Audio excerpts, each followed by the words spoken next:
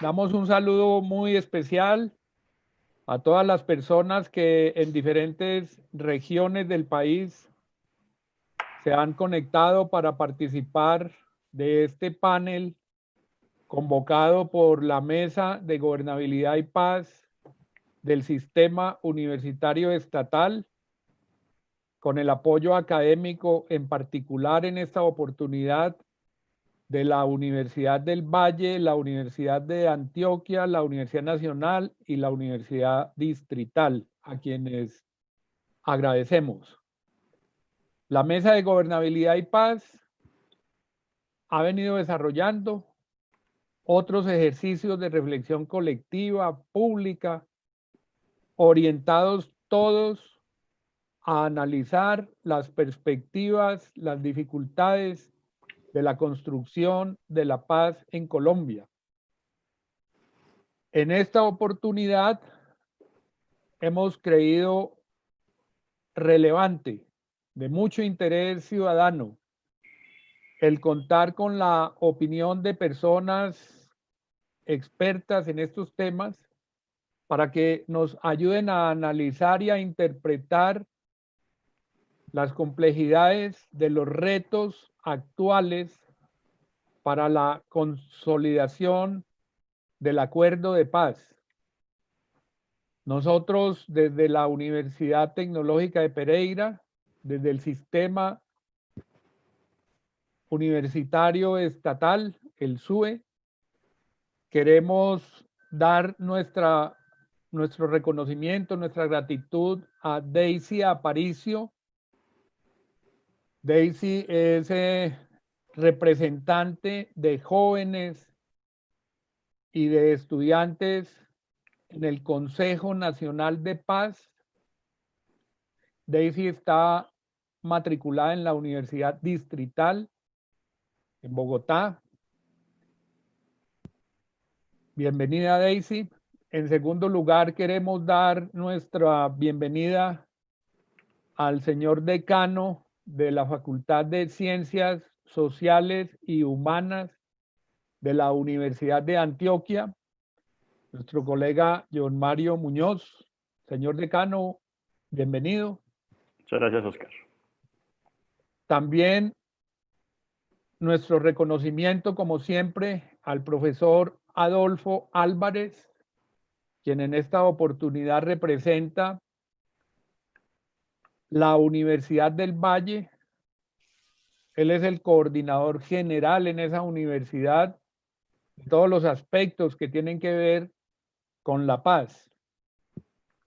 Y estamos a la espera del profesor Alejo Vargas de la Universidad Nacional de Colombia, quien seguramente en un momento se estará conectando con nuestro panel.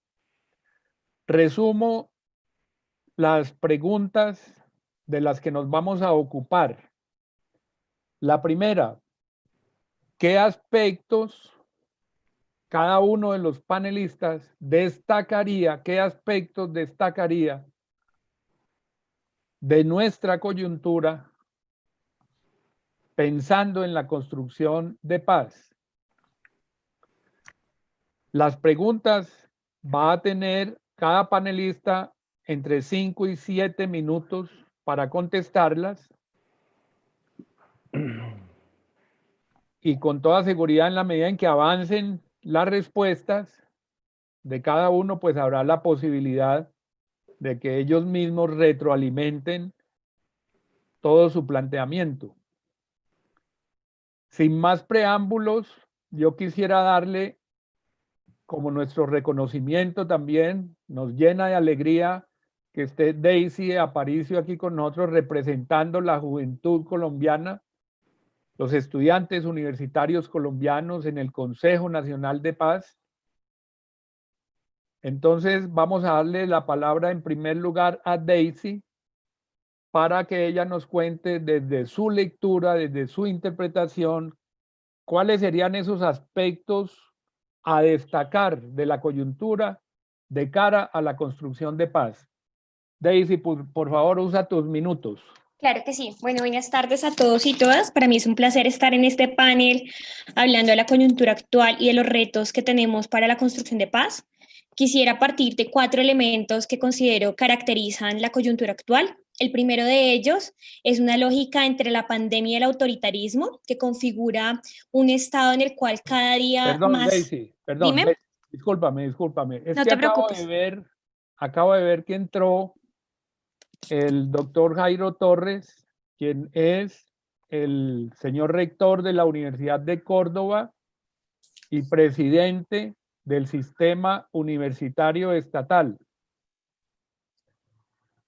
Me Muy buenas. disculpas, Daisy, me lleno de vergüenza contigo, pero démosle la oportunidad al doctor Jairo Torres porque él tiene agendas bastante apretadas, tú comprenderás. Entonces, vamos a darle la palabra al señor rector, doctor Jairo Torres.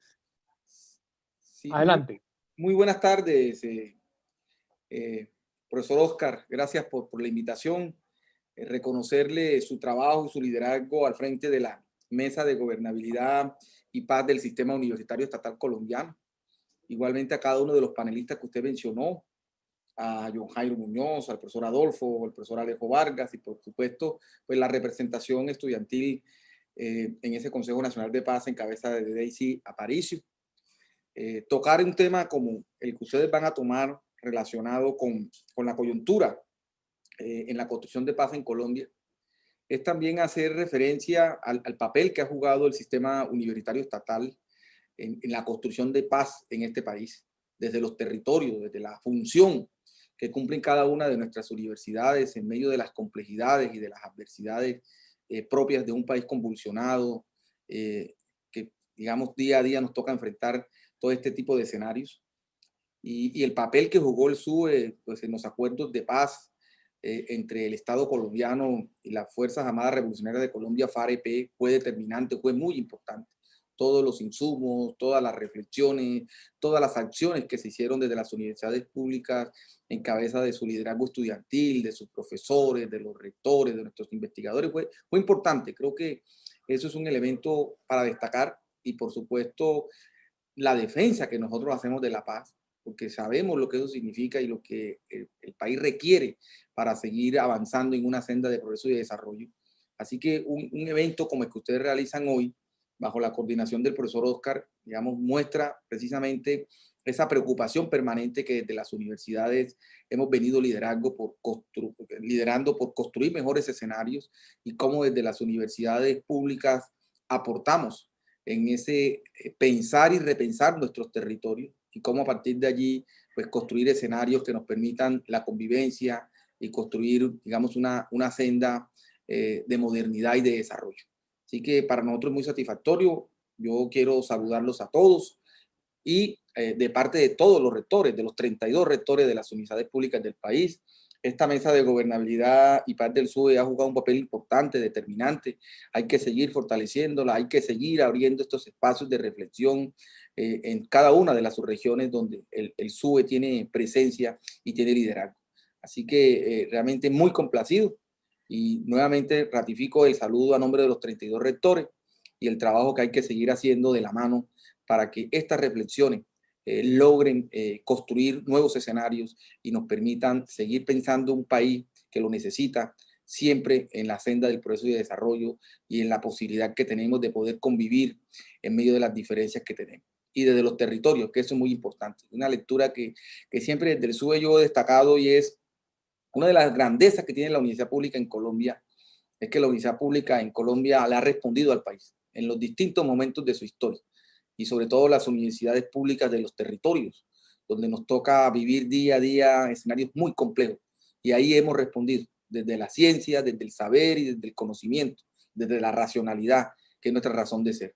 Así que muchas gracias, profesor Oscar, por permitirme esta apertura, hacer esta reflexión en este importante evento y por supuesto, le envío un saludo cordial a cada uno de los panelistas y sé que este va a ser un evento provechoso, importante y la reflexión y el análisis que salga de aquí serán elementos de insumo para que en el conjunto del SUE sigamos profundizando en estas reflexiones alrededor de la paz que necesita Colombia. Muchas gracias. Gracias a usted, señor rector. Para nosotros es motivo de orgullo contar con su presencia en esta jornada intelectual de trabajo en beneficio de la paz de Colombia. Entonces, nuevamente voy a darle la palabra a nuestra invitada, a Daisy. Para quienes se acaban de vincular, tenemos una pregunta que le acabamos de formular a ella y le formularemos a las otras personas, y que consiste en qué aspectos destacarían en la coyuntura actual de cara a la construcción de país. Por favor, Daisy, retoma tus reflexiones. Nuevamente, buenas tardes a todos y todas. Bueno, retomando, creería que hay 4 elementos sustanciales de ese análisis de coyuntura. El primero de ellos es, o los 4, digamos, que quiero señalar, son el tema de la relación que tiene la pandemia con dinámicas de autoritarismo a partir de la reducción, ¿sí?, y el ataque a las libertades democráticas en nuestro país. El tercero de ellos es el tema de la simulación del proceso de implementación de paz, y el cuarto, las alternativas que se fijan en el actual momento. Frente al tema de la pandemia, creo que esta abrió de alguna manera o visibilizó una crisis económica y social que tenemos latente desde hace mucho tiempo, una crisis estructural.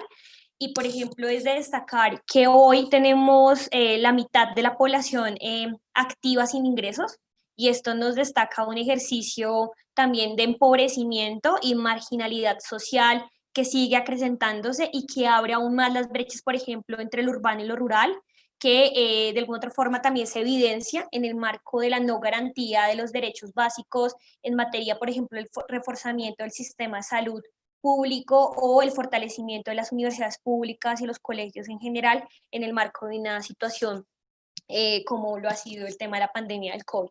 El segundo aspecto que quisiera señalar es el tema del autoritarismo, y es que estamos en el marco de un gobierno que recrea posturas de lo que fue el mandato de Álvaro Uribe Vélez, en función de reducir cada vez más el marco democrático de nuestro país, generar un proceso de concentración de poderes. Hoy vemos, por ejemplo, que tienen en sus manos el partido de gobierno en cabeza, pues en este caso el Centro Democrático, la Fiscalía, la Procuraduría, la Defensoría del Pueblo y unas mayorías en el Congreso de la República, lo cual también perturba el escenario de la democracia, y podríamos hablar de una democracia fosilizada y no una democracia que permita, por ejemplo, la acción colectiva, la participación en general. Y en ese sentido, por ejemplo, todo lo que ha sido la acción de parte del Ministerio de Defensa y de las instituciones de la fuerza pública en términos de la agresión, el asesinato a jóvenes principalmente, y la no respuesta ante las situaciones de seguridad que se están dando en las regiones del país. Llevamos más de 61 masacres en lo corrido del año, más de 256 personas asesinadas y una nula respuesta por parte del gobierno nacional. Un tercer aspecto que quisiera señalar de manera detallada es el tema de la simulación de la implementación del acuerdo de paz. Hoy tenemos un acuerdo de paz que tiene muchísimos obstáculos, iniciando por también la lógica política del actual gobierno de querer desconocer y negar, por ejemplo, la posibilidad de una salida negociada al conflicto en el caso del diálogo con el ELN, pero a su vez una negativa a desarrollar puntos que están fijados en el acuerdo y que han traído dificultades y conflictos a nivel territorial, como es el caso, por ejemplo, del desarrollo de los programas nacionales de sustitución de cultivos de uso ilícito, que ha traído situaciones de conflictividad en departamentos como el Meta, Caquetá, Catatumbo, Cauca, a partir de la negativa de responderle a los campesinos que suscribieron los acuerdos. Sumado a ello, pues la reducción, por ejemplo, presupuestal para el punto de reforma rural integral de cara a el proyecto, de alguna manera, el proyecto de presupuesto general de la Nación para el próximo año. Y de ver así, por ejemplo, los informes que han salido, que de los 16 planes de desarrollo para la reforma rural integral, solo 6 andan constituidos, pero no han tenido un desarrollo que uno diga permita realmente la evolución o la construcción y edificación de paz estable y duradera. Y esto se suma, por ejemplo, al clima enrarecido que hay en las regiones, a la retoma de varios territorios por parte de estructuras paramilitares, a la negativa de este gobierno generar un proceso de desmonte de las estructuras paramilitares, un pacto para proscribir el uso de las armas en la política, y la nula respuesta a los líderes y lideresas sociales a partir también de lo que ha sido el asesinato sistemático en diferentes regiones del país.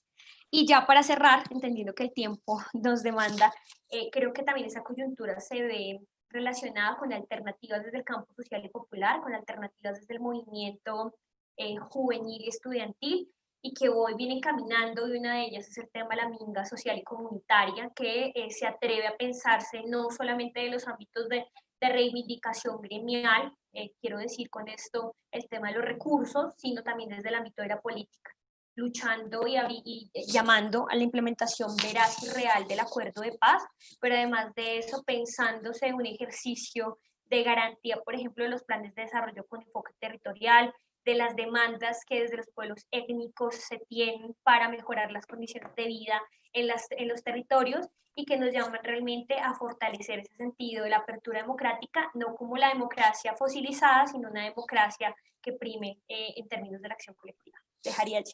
Muy bien, excelente, Daisy. Gracias por tu uso del tiempo, por no verme yo obligado a llamarte la atención del tiempo. Muchas gracias. Seguramente ahora en la segunda respuesta tendrás oportunidad de volver sobre algunos de los temas que acabas de mencionar. Señor decano, profesor John Mario, usted tiene la palabra para la misma pregunta. Vale, muchas gracias. Bueno, muchas gracias al SUBE, a Oscar, a Hugo por la invitación. Un saludo a Jairo, que lo veo conectado. Y saludo a mis compañeros panelistas, a Daisy. Bueno, yo quiero comenzar con una frase que tal vez puede ser una frase muy disidente de García Márquez, que en Colombia la realidad superó la fantasía. Esa frase de García Márquez nos muestra que nosotros andamos de coyuntura en coyuntura. La pregunta para el análisis crítico de la coyuntura está atravesada, digamos, por la teoría con unos procedimientos sociopolíticos que son muy importantes para tener en cuenta: tiempos, espacios, tensiones, distensiones, etcétera. Pero en Colombia no da tiempo ni para analizar la coyuntura porque producimos demasiada coyuntura. Eso muestra un país demasiado politizado. En ese sentido quiero dar saltos tal vez un poco inconsistentes, pero tratando de tener un argumento claro. Y es el punto de inflexión en el que nos encontramos. Digamos que la coyuntura es un punto de inflexión muy importante, porque si miramos bien los puntos del Acuerdo de La Habana, los puntos principales son puntos que no se han cumplido, están siendo ajustados. Unos de ellos han sido, digamos, vistos como cumplimiento de otros, pero creo que los puntos han cumplido. Me refiero a que los viejos puntos del conflicto armado en Colombia, que es la tierra y la reforma política, la reforma rural integral y la reforma política, no se han cumplido ni se han considerado. De hecho, los puntos también de las víctimas y de los cultivos ilícitos dejan mucho que decir, que son los que atizan el conflicto. Pero bueno, digamos que eso no es parte de la reflexión porque ya ustedes lo saben demasiado bien. Yo cuando hablo de inflexión digo que el país está en un momento de inflexión muy importante en dos sentidos. Uno, en la redefinición de una política autoritaria, una política de derecha, una política institucional muy fuerte, y digamos, y unas posturas que ven la nueva política de otra forma. Voy a hacer alusión a la primera. Esa primera política, ese primer punto de inflexión de la política es la que en este momento creo que está dando esos tumbos y esa necesidad de incorporar o de agrupar, digamos, o de reconducir el país hacia un nuevo, hacia digamos, un sistema político mucho más complejo y autoritario. Y tiene que ver con concentración del poder, por ejemplo. Si ustedes miran bien, la concentración del poder en el gobierno está representado casi en todas las ramas del poder. Tiene el poder ejecutivo, tiene la fiscalía, tiene la procuraduría, tiene la defensoría del pueblo, va a tener la corte, etcétera. Y eso va en contra de un sistema, digamos, político de derecho y un Estado social de derecho. Y en ese sentido, esa concentración del poder en Colombia obedece también a un modelo que se quiere incorporar y a un modelo que se quiere, digamos, en cierta medida, complejizar y radicalizar, que es lo que más me preocupa, que ese modelo de radicalizar, digamos, las premisas de la coyuntura política es con vista tal vez a una frase que parece, tal vez en los medios la mostraron como una frase muy suelta, pero es una frase con un alto contenido político, y es ojo con el 2022, comillas, ojo con el 2022. Esa frase puede ser interpretada digamos, de esa forma, como a través de estas fuerzas políticas y los medios, se quiere radicalizar, digamos, una forma particular de política, con enemigos inventados, otras de las disidencias y de grupos armados que, digamos, están en ese juego político, pero que pretende precisamente es radicalizar mucho más estas apuestas y tratar de, a partir de esas premisas, de esa coyuntura, lograr cabalgar hacia las elecciones del 2022. Ese es un punto muy preocupante que considero que hay que tener en cuenta. Otro punto tiene que ver con lo propio de hacer trizas el acuerdo de paz.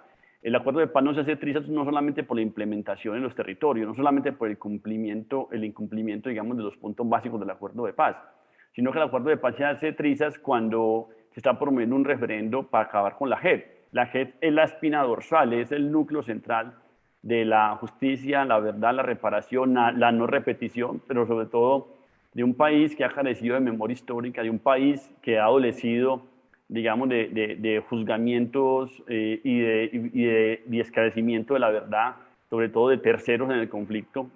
Es un país que, digamos, que tiene esa deuda histórica, no solamente con las víctimas, ¿no?, sino con la misma sociedad, digamos, un vínculo moral con esa sociedad. Y ese, digamos, hacer trizas tiene que ver precisamente con ese miedo a contar la verdad y con esa necesidad de que el país conozca la verdad. Algunos se atreven, como lo hizo las FARC, y fue muy doloroso escuchar esos relatos, pero es parte, digamos, de un conflicto de más de 6 décadas donde la verdad tiene que prevalecer, aunque creo que será media la verdad en la cultura política colombiana, pero sí debe de una verdad donde las víctimas y la sociedad conozca algo de lo que pasó y algo del conflicto, porque la polifonía de la verdad es múltiple y es necesario entonces que esa polifonía se entienda y se conozca.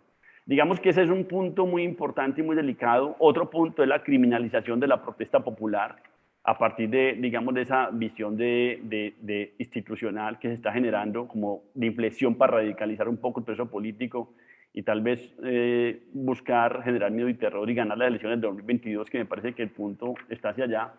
Esa criminalización de la protesta popular es muy importante para una forma, digamos, de contener digamos, una senda marcada sobre todo por los jóvenes desde el 2018 hacia acá y sobre todo con toda la historia, digamos, de la primavera árabe, de los indignados del 15M, lo que pasó en Chile, que digamos, la cultura política en Colombia, los que creemos mucho en los jóvenes, creemos que es otra. Y ese punto de inflexión, voy a terminar, tiene que ver precisamente con esa estigmatización, esas masacres, esos asesinatos de líderes que saben que ya van más de 1.015 líderes y lideresas asesinados y esos derechos humanos, más de 60 masacres en lo que ha ocurrido el año. Digamos, un problema estructural. Pero por otro lado, ese punto de inflexión tiene que ver también con la nueva recomposición de la política en el país, la nueva recomposición con nuevas fuerzas políticas, con nuevas esperanzas políticas, con nuevos jóvenes viendo la política, con incorporar otros debates en la política, en la coyuntura. El calentamiento global, el tema de la población LGTBI, el tema de los territorios, el tema, digamos, de las mujeres, que es sustancial y fundamental. Entonces, hay una tensión e inflexión entre esas dos posturas que digamos, uno achicando el Estado y otro tratándolo de ampliar, uno ampliando la democracia y otro achicando la democracia, uno digamos, ampliando el escenario de los territorios y otro achicándolo, uno reconociendo los derechos, el Estado del Derecho y otro achicándolo. Esa tensión es muy importante porque ahí se va a jugar, digamos, la tensión y la movilización en lo que viene de este año y algo que falta para las elecciones. Ese punto de inflexión, entonces, quiero reiterar que es un punto sustancial donde la coyuntura, digamos, va a estar atravesada por muchos debates. Gracias, señor decano. Yo quiero saludar a quienes nos han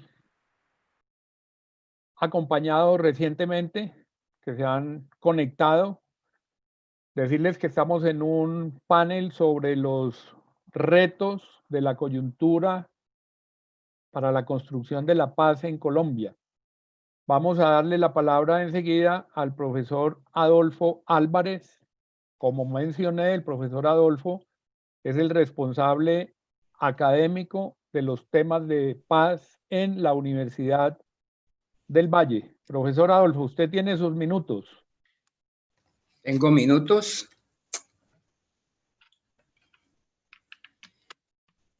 Por favor, me dicen si escuchan.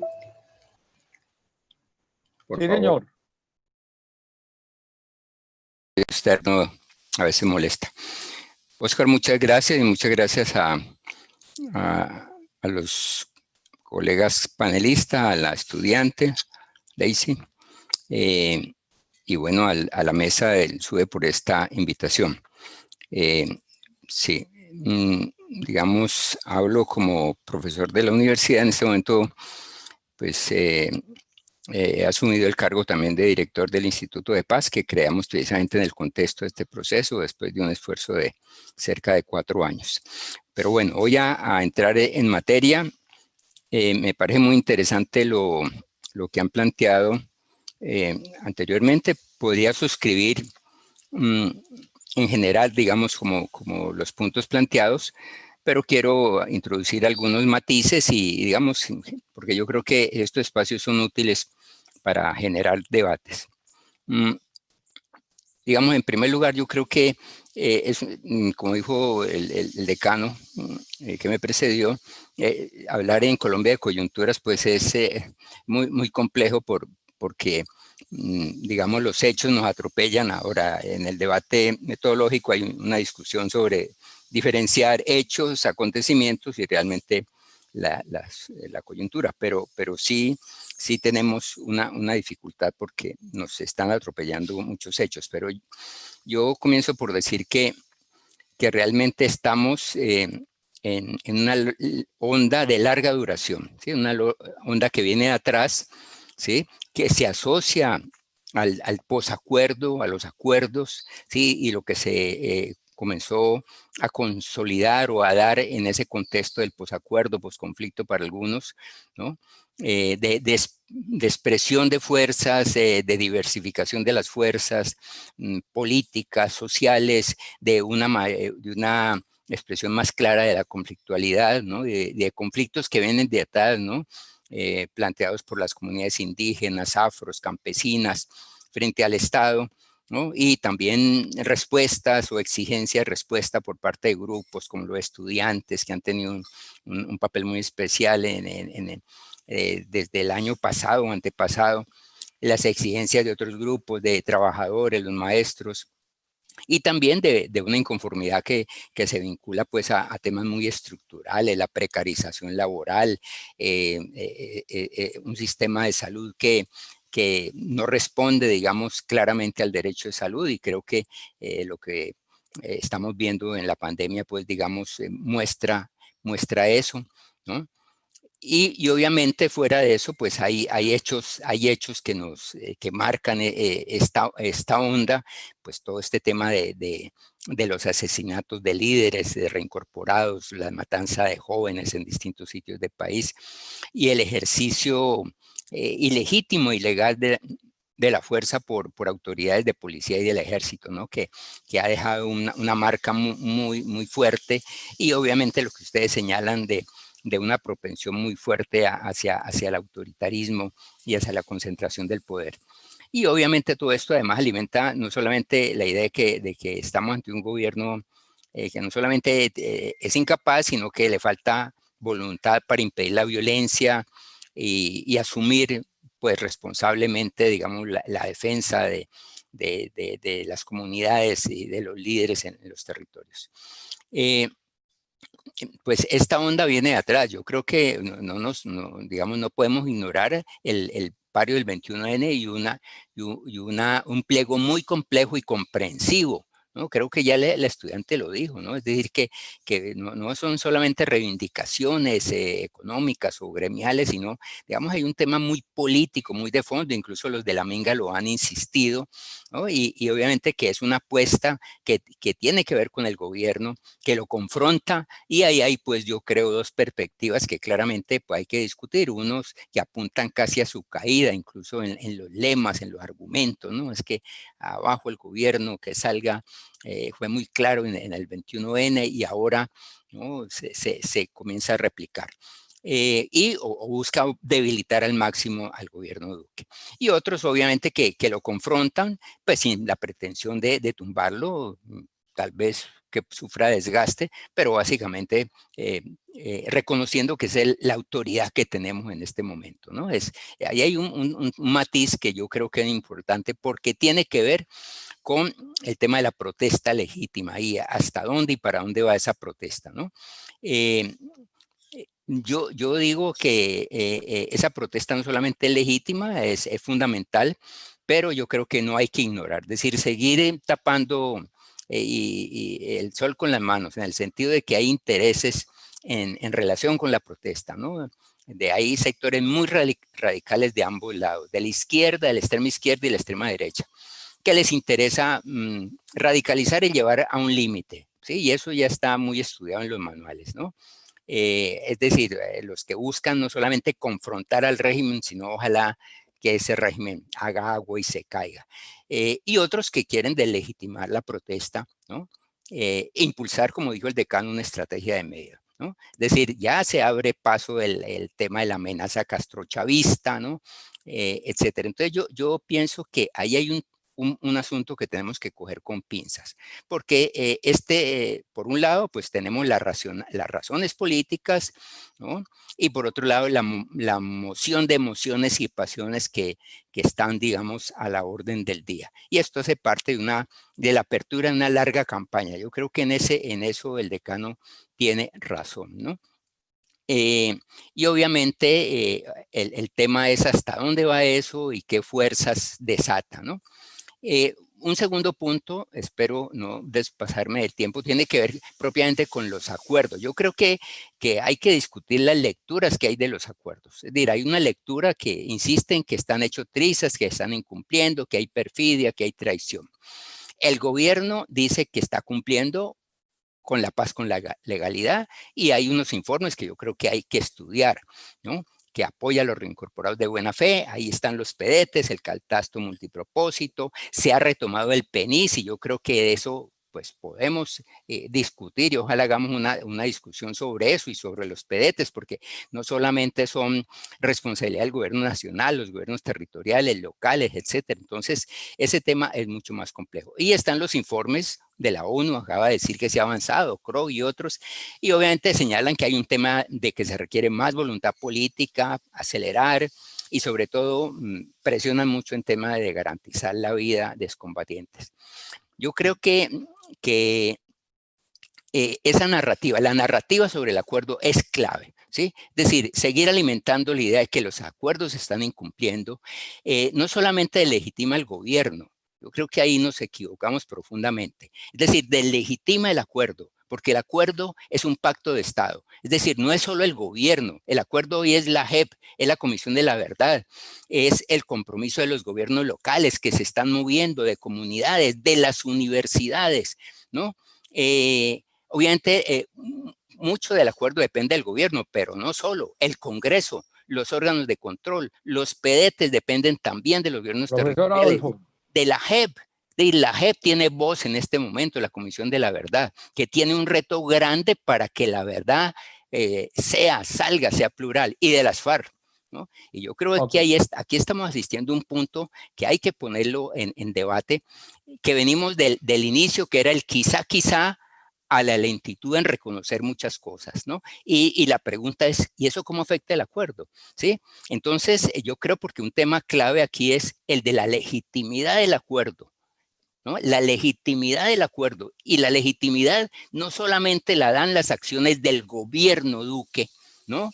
Que puede mostrar algunas cosas, yo lo he dicho en varios espacios, el gobierno Duque incluso ha hecho cosas más precisas que el gobierno Santos en la puesta en marcha del acuerdo, y eso lo podemos discutir con hechos y datos, ¿no? Entonces, seguir insistiendo en que está hecho trizas, ¿no? Es decir, hay un tema, obviamente, de la marcha del acuerdo, pero el acuerdo es un acuerdo a 15 años, ¿no? Y por eso es tan importante tener, digamos, afrontar este debate. Yo lo planteo así con toda contundencia porque sé que obviamente va a generar polémica, pero cierro ahí pues. Con seguridad, profesor Adolfo, dar paso a la segunda en la segunda y la tercera pregunta usted tendrá ocasión no sé si de me pasé mucho el tiempo, ese planteamiento. colega, profesor Oscar. Sí. Pero, Oscar, no, Discúlpame, decano. Entonces, Profesor vamos a Oscar, parar no la sé, no segunda escucho. pregunta. ¿Aló? Vamos a pasar a la segunda pregunta y voy a iniciar dándole la palabra al señor decano. La segunda pregunta tiene que ver con algunas de las cosas que estaba mencionando el profesor Adolfo, y es qué implicaciones tiene estos elementos que ustedes acaban de plantear como elementos relevantes en la coyuntura para la construcción de la paz. ¿Cuáles son las implicaciones que tiene para la construcción de la paz esos elementos relevantes? Señor decano.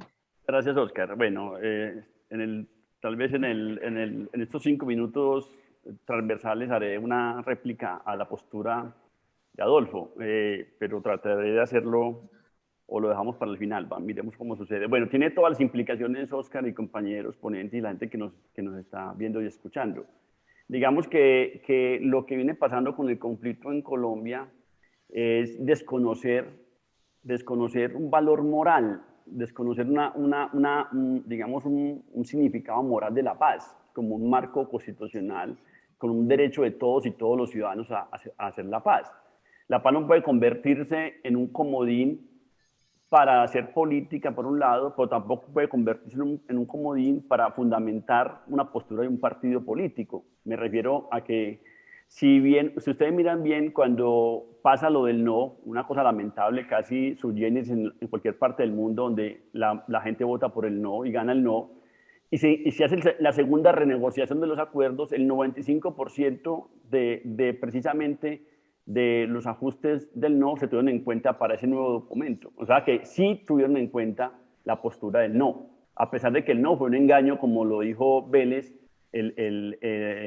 Juan Carlos Vélez, que fue un engaño hacia la población. O sea, engañaron a la población colombiana vendiendo sofismas, vendiendo mentiras de que el castrochavismo, de que el país se le iban a tomar la población LGTBI, que las mujeres iban a saltar el país porque tenían enfoque de género, bueno, todo lo que ustedes ya saben muy bien.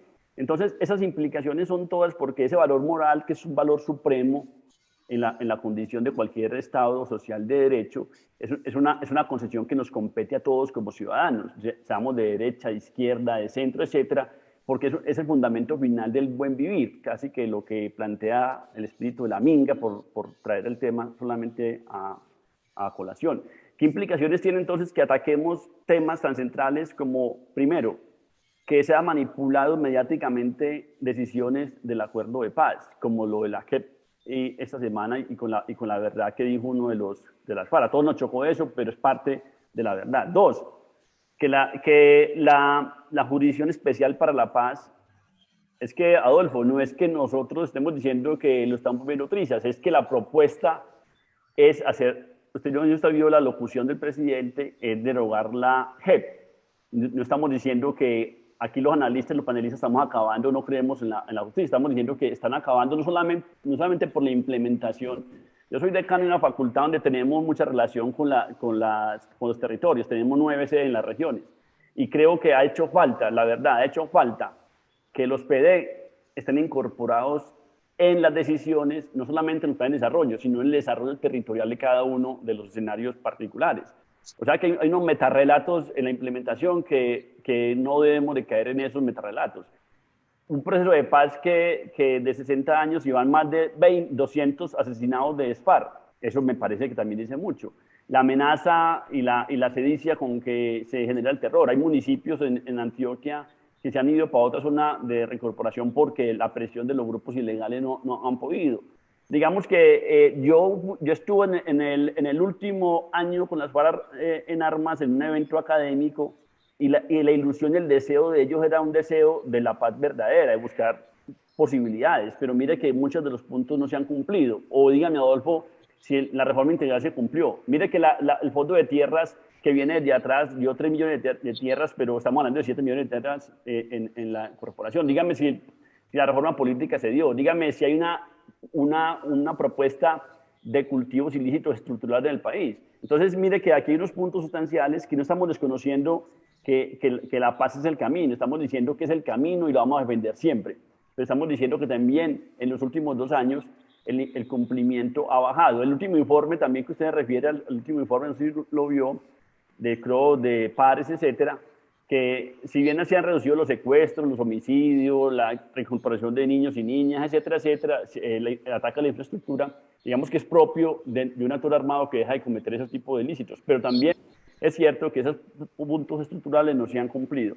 Entonces, digamos que ese valor, ese significado moral que la paz es un significado que nosotros tenemos que preservar por encima de todo, y es el gran, digamos, el gran reto en el proceso de paz que nosotros debemos de construir. Y esas implicaciones que se están dando en este momento es vender una idea de que la paz no es el camino, de que la paz es la entrega del país a ciertos sectores, de que no han dicho la verdad. Adolfo, la verdad es polifónica. La paz se atreve a decir la verdad. Ustedes díganme cuándo los empresarios políticos van a decir la verdad también. ¿Qué pasa cuando digan la verdad esos otros actores?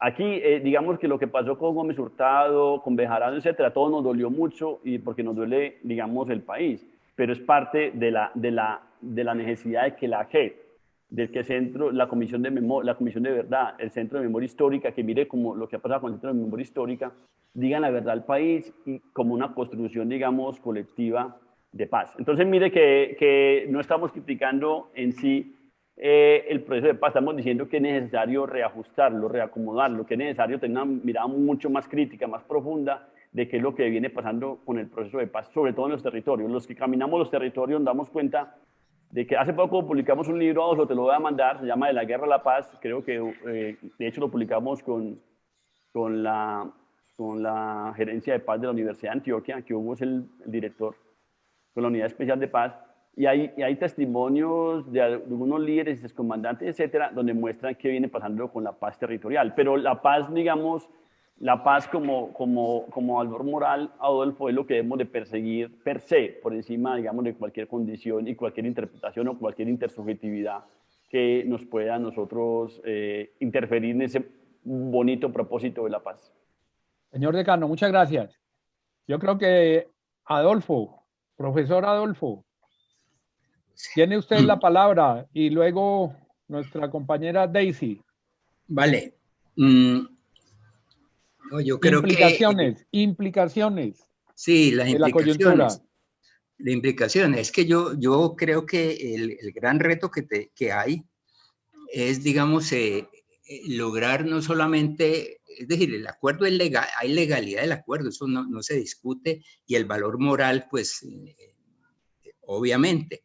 Pero hay un tema de legitimidad por los resultados. Es que el acuerdo tiene que ir produciendo resultados.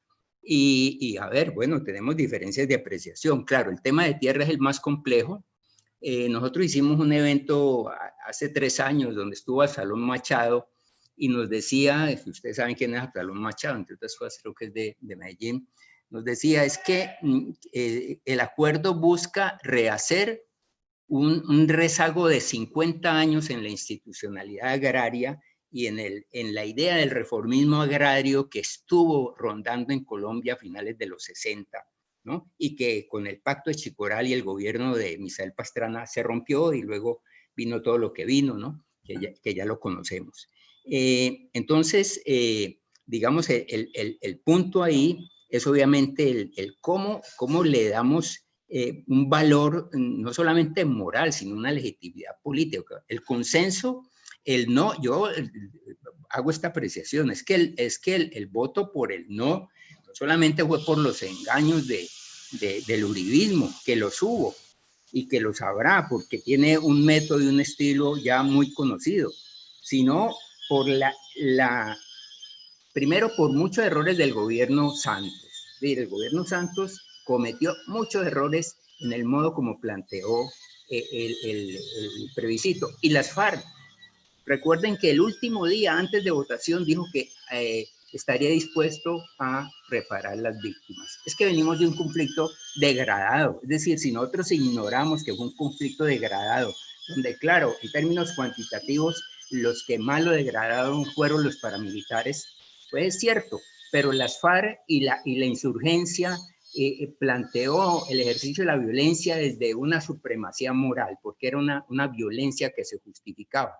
Pero bueno, esa violencia rompió todos los cánones éticos. Entonces ese conflicto degradado ha dejado profundas heridas que no se van a restablecer fácilmente y que hay que ganar. Es decir, hay gente que sí ha ido ganando a ese proyecto con los ejemplos que van dando los de las FARC, de reconciliación, de expresión.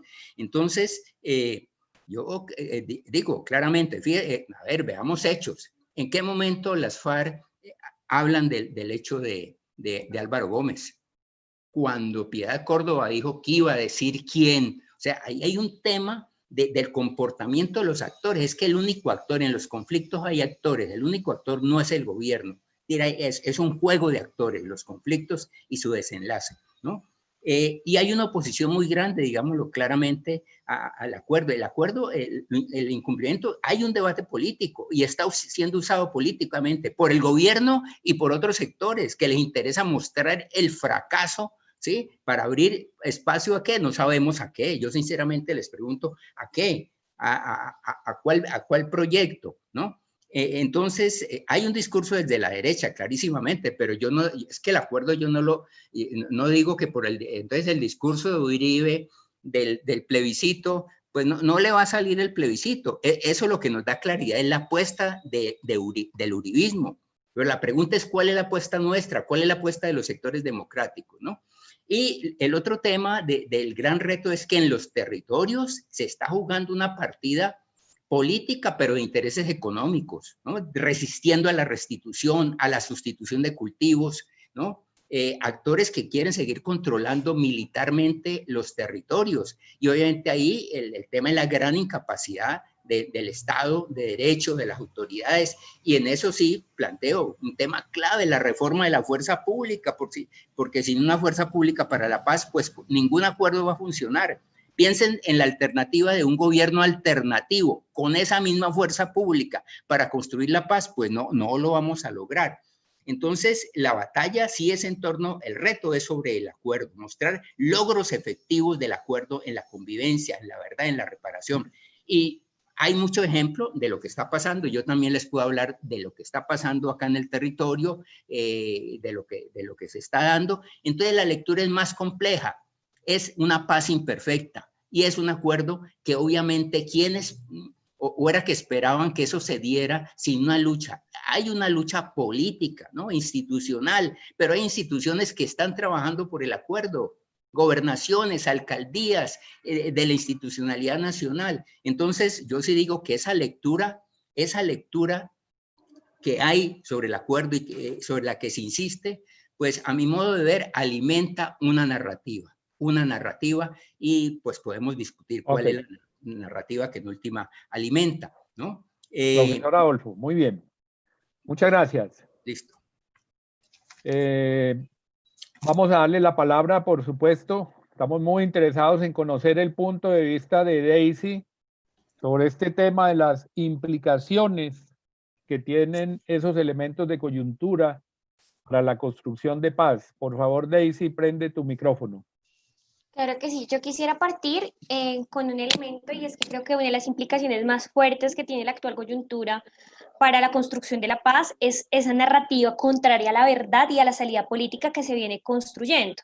Contraria a la verdad en función de negar la posibilidad de generar una historia en torno al conflicto y de rescatar las memorias múltiples y diversas que se han dado en el marco de esta guerra.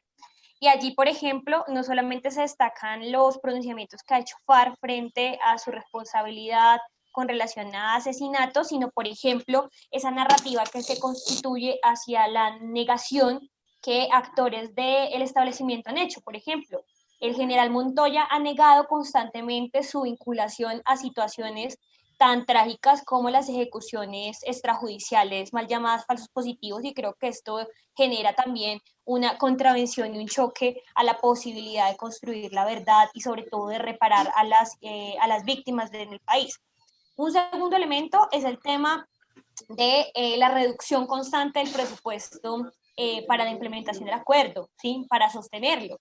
Y yo creo que allí sí hay disputas en el orden político que hay que establecer, y es cuáles son las prioridades que tiene el Estado en función de garantizar pues condiciones de vida óptimas en las regiones. Y no solamente es el tema de reforma rural integral, sino, por ejemplo, el tema digamos, allí en el tema de reforma rural integral, el tema de los planes nacionales de reforma rural, ¿sí? Hubieran podido saldar situaciones que en el marco de la contingencia de la pandemia se han dado, ¿sí? El hecho que no tengamos un plan nacional de educación rural en desarrollo, que no tengamos un plan de conectividad o el plan de salud rural que está establecido en el acuerdo. O miremos el punto 2, donde se establecen también medidas para el tema de la participación democrática y las condiciones para la movilización social que no han sido acatadas por este gobierno. Por el contrario, la propuesta, por ejemplo, que ha hecho el gobierno Duque es restringir aún más la protesta social y las garantías para la movilización, contrario a lo que el punto 2.2.2 del acuerdo, ¿sí? Que lo traigo a colación porque creo que también es importante llegar a ello, establece, ¿sí? Y que también de alguna otra forma se asemeja en la lógica también de decirle a las fuerzas, a la fuerza pública, es ustedes ataquen, que tienen total impunidad. Un tercer elemento que quisiera mencionar es que con relación a esa negativa a implementar el acuerdo y de construir una paz estable y duradera, pues se genera toda una ruptura de las confianzas a nivel territorial frente no solo al proceso, ¿sí? Que creo que es importante, digamos, lo que aseveraba el profesor Adolfo, que comparto algunos elementos, ¿sí? Y que nos llama también a cómo darle una mirada y una vuelta a esa situación y retomar el tema de la construcción de la paz territorial. Y allí, por ejemplo, cómo los indicadores del Plan Marco de Implementación tienen también una mirada en los territorios y cómo allí en los planes de desarrollo y las apuestas políticas que se están desarrollando, pues se adelantan también esas miradas. Por ejemplo, el hecho de que en Bogotá se vaya a desarrollar un plan de desarrollo con enfoque territorial, tanto urbano como rural, pues es una apuesta que amplifica también esa mirada del acuerdo y que ciñe también en términos de darle mayor fortaleza al hecho de que pues, está dentro del bloque constitucionalidad, pero el hecho de materializarlo, hacerlo praxis. Y un cuarto elemento que quisiera mencionar en esta mirada en términos de las implicaciones es la implicación que tiene el contexto latinoamericano. Y es que yo creo que hoy el hecho de la negativa a la solución negociada, la negativa a la implementación del acuerdo de paz ha conllevado a la generación de tensiones en el marco, tensiones continentales, pero también negativas, por ejemplo, frente a la discusión sobre el problema de las drogas ilícitas y la lucha contra el narcotráfico, ¿sí? Y la lucha contra las drogas. Y lo vemos en los discursos que hoy, por ejemplo, Trump encabeza, en las cuales defiende de manera acérrima al gobierno de Iván Duque, ¿sí? Y en el cual se han hecho ataques constantes a instituciones que gracias a la autonomía que tienen han desarrollado su quehacer, caso la Jurisdicción Especial de Paz, caso la Comisión de la Verdad y caso la Unidad de Búsqueda de Personas Dadas por Desaparecidas, es decir, el componente del sistema de verdad, justicia y reparación, que no tendría el desarrollo que tiene hoy si no tuviera esa autonomía, aparte del gobierno, para poder viabilizar y desarrollar, pero que vemos las constantes ataques, bien lo decía el profesor John Mario, y que se dan, por ejemplo, hoy también a través del proyecto de ley que inscribe el Centro Democrático para acabar la jurisdicción, ¿sí? Que se vuelve más que un hecho fáctico, porque digamos la Corte Constitucional podrá revisarlo, se vuelve como una disputa en el ámbito político para seguir degradando esa perspectiva y esa representación social que tiene, o el imaginario social que tiene el grueso de la población colombiana frente a la jurisdicción y a las garantías que esta vela para las víctimas en general. Y quiero cerrar con un elemento, y creo que las implicaciones también se vuelcan hacia un escenario importante que lo mencionaba el profesor Adolfo y me gustaría también detenerme allí, y es el escenario que no solo niega el acuerdo, sino que establece unas condiciones de degradación de la guerra, de agudización del conflicto. No estamos hablando solamente del conflicto hoy en regiones apartadas del país, lo estamos viviendo en las zonas urbanas con la reparamilitarización, la militarización de las ciudades, con la forma y el enfoque y el tratamiento de guerra que da la fuerza pública, la movilización social, con la masacre que se perpetró en la ciudad de Bogotá, donde asesinaron a más de 11 jóvenes, todos de ellos de barrios pobres, ¿sí? En una perspectiva también de seguir fortaleciendo el aparataje autoritario de este gobierno y que se demuestra, por ejemplo, mientras tenemos una crisis en materia de salud pública, donde se necesita el pago del personal médico, ¿sí? Más de 10.000 millones de pesos para ello, ¿sí? Destinaron 9.600 millones para fortalecer el escuadrón móvil antidisturbios. Es decir, es contrario este gobierno también no solo a la paz, sino al logro y a la consideración de establecer una democracia en Colombia a partir también, vuelvo y repito, de la vetusta y fosilizada democracia que tenemos, aludiendo a García Linera en ese campo. Gracias a ti. Quiero recordarle a quienes están participando de este evento que después de que terminemos la tercera pregunta, vamos a pedirle a nuestros panelistas que contesten algunas de las inquietudes, algunas preguntas que los participantes, el público que está con nosotros, tenga a bien formular por el chat. Estaremos tratando de organizar de la mejor manera posible esas preguntas. Bien, la preparación académica de este panel ha juzgado que tratándose de un evento académico propiamente dicho, pues era sumamente importante que nuestros panelistas nos contaran qué retos observan para las universidades, en nuestro caso, para las universidades públicas y para la sociedad en su conjunto. Eso que han dicho ustedes como aspectos relevantes de la coyuntura, las implicaciones, en fin, cómo se traduce en los retos que deberíamos asumir entre todos, desde las universidades públicas y desde la sociedad civil. Entonces voy a darle la palabra al señor decano para que por favor inicie su reflexión. Gracias, Oscar. Yo pienso que los retos son múltiples y quiero empezar con un reto de no estigmatizar la protesta y la movilización. No sé si ustedes han visto los medios y dicen que la minga es muy política. Claro, las reivindicaciones y los hechos son políticos. Les voy a leer solamente un fragmento de Bobbio, el significado de la política. El significado de la política clásico y moderno de la política, derivado del adjetivo polis, políticos, que significa todo lo que se refiere a la ciudad y en consecuencia al ciudadano, lo civil, lo público, lo sociable, lo social, etcétera, etcétera. Entonces, si vemos esa definición de Bobbio, que más adelante el misionario de Bobbio plantea que la política tiene que ver con tres principios básicos explicados ya por Aristóteles, que la política se refiere al poder, el poder paterno, el poder despótico y el poder político. Entonces, esa definición mínima me sirvió a mí para decir que obviamente están haciendo política, pero es política de reivindicar derechos de minorías excluidas, de reivindicar el tema de la paz que es fundamental en sus peticiones, es reivindicar el tema de la necesidad de que los territorios, hay una inversión estructural mucho más fuerte en los territorios para poder conjurar el tema de las drogas ilícitas de los grupos armados en los territorios.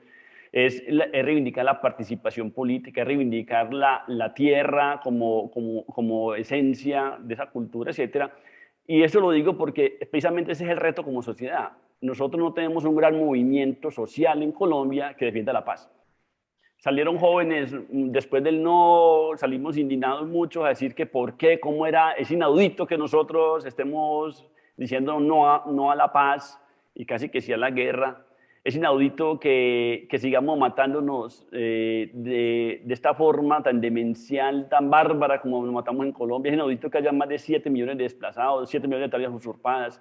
Es inaudito que tengamos más muertes y desaparecidos que en las guerras de Cono Sur. Eso no se le cabe a nadie en la cabeza decir que el camino tiene que ser la guerra. Entonces, lo que está en el fondo de estas comunidades es precisamente defender el tema de la paz, de la democracia, de la participación, que no asignan a sus líderes y iglesias. Eso es política, señores funcionarios públicos del gobierno. Eso es política, y es política como la pertenencia a la comunidad en común, a la polis. Es política como lo hace la minga también, la definición de minga, que es la palabra constructora, que es la palabra que une, es la palabra de comunidad, es la defensa de la tierra, pero también son los relatos que se construyen. Entonces, eso la responsabilidad social es muy importante. Y yo creo que aquí hay una experiencia desatada que va a ser imparable en Colombia. A lo menos conservamos esa experiencia desatada que va a ser imparable. Y es precisamente ese vínculo, esas sinergias entre las juventudes, entre las mingas, entre los pueblos afro, entre los territorios, es una nueva forma de ver la política y que el ciberactivismo, la ciberpolítica ha servido mucho. Por lo tanto, esa es una forma, y la política, creo yo, y la paz se va a lograr es en la calle. Yo por eso hablo de paz en la calle, porque si hacemos cambios estructurales a la paz, el legislativo en este momento, digamos, está en su gran mayoría en la bancada de gobierno, a no ser que un rayo de luz lo sensibilice y le diga que la paz es el camino, y ojalá así sea, pero es necesario entonces que la paz sea en la calle y que se defina como un valor moral. Segundo, es necesario también que haya una intersubjetividad, que nosotros, cada ciudadano y ciudadana del país, cada uno de los que están escuchando, piensen que la paz pasa por cada uno de nosotros mismos también. Parece un discurso muy romántico y pseudo místico, pero si nosotros no logramos conjurar temas internos, temas de relacionamiento con el otro, de un poco dejar esa arrogancia frente al conflicto armado y decir que es necesario construir un país entre todos y todas, no va a pasar ningún momento por una paz realmente. Es necesario también que la paz se dé en los territorios. Yo les dije ahora que los PD tienen que convertirse más allá que de instrumentos de planes de desarrollo municipales que están atravesados con enfoques territoriales, que se conviertan en verdaderos polos de desarrollo. Y allí es donde la universidad puede jugar un papel muy importante, porque las universidades públicas pueden consolidar la democracia, la participación. La universidad, pienso yo, que debe cumplir con el papel que está cumpliendo de formación integral, de conocimiento, de ciencia, pero también debe reconducir su papel y su función hacia una universidad más en los territorios, más de potenciar el desarrollo, más de que los sujetos y, digamos, las personas que hacen parte de su comunidad educativa crean y digan que la ciencia, el conocimiento es el para servicio de la sociedad, como decía María Teresa Uribe, un conocimiento útil a la sociedad es clave. Y es necesario que en ese marco de la universidad, digamos que la democracia, la participación, el Estado social de derecho, unas políticas públicas sociales integrales, es lo que nos permite conjurar el tema de la paz, porque la paz no se logra solamente por metarrelatos, la paz no se logra solamente por los buenos discursos, la paz se logra es cuando la gente en los sitios más alejados de Colombia dejan de cultivar coca porque es tal vez el poco escenario que les queda, dejan de digamos, de generar, digamos, vínculos de relacionamiento con la tierra a través de la minería tan duros, tan fuertes con el cambio climático, y logran que haya verdaderamente unas oportunidades integrales de paz, que haya educación gratuita, que haya escuelas en todos los rincones del país, que los niños y niñas se eduquen desde pequeños, y es un llamado al sistema educativo, niños y pequeños al tema de la paz. Digamos que son todos esos componentes que son necesarios. Y la universidad pública debe ser la luz que ilumine, digamos, esa caverna en las que estamos frente al tema de entender qué pasa con el tema de la paz, a buscar desenredar y desentrañar las falsas noticias. La universidad debe convertirse en dispositivos intelectuales y de conocimiento para consolidar el tema de la paz. La universidad debe redefinir su papel, no solamente como formadores de educadores, que ya lo hacen muy bien, sino también potenciar el desarrollo en las regiones. En últimas, la universidad debe ser la custodia de la paz en el país, y la universidad debe ser la que debe apoyar los sistemas de implementación de los acuerdos. La universidad debe conservar esa neutralidad académica y científica, digamos, neutralidad no en términos de toma de posición, sino neutralidad en términos de que su papel realmente académico esté atravesado por una misión racional de transformación de los territorios. Así que es el llamado, Oscar, al SUBE, a las universidades, tenemos una responsabilidad muy grande porque nos quedamos muchas veces en metarrelatos, pero siento que la labor es muy importante. Ya la sociedad quiere ser otra, la universidad debe ser otra. Gracias. Con toda seguridad, estas reflexiones que nos acaba de hacer el señor decano, pues tendremos oportunidad de retroalimentar con las dos intervenciones que nos faltan. Daisy, usa tus minutos, por favor, para contarnos en tu manera de entender cuáles son esos retos que tenemos como universidades públicas y como sociedad para la construcción de paz. Bueno, yo creo que uno de los retos centrales que tienen hoy las universidades en la construcción de paz es el reto de la memoria. Y luego es porque las universidades, la universidad en general en Colombia, la universidad pública no ha estado ajena al conflicto, de por sí ha sido también epicentro de este.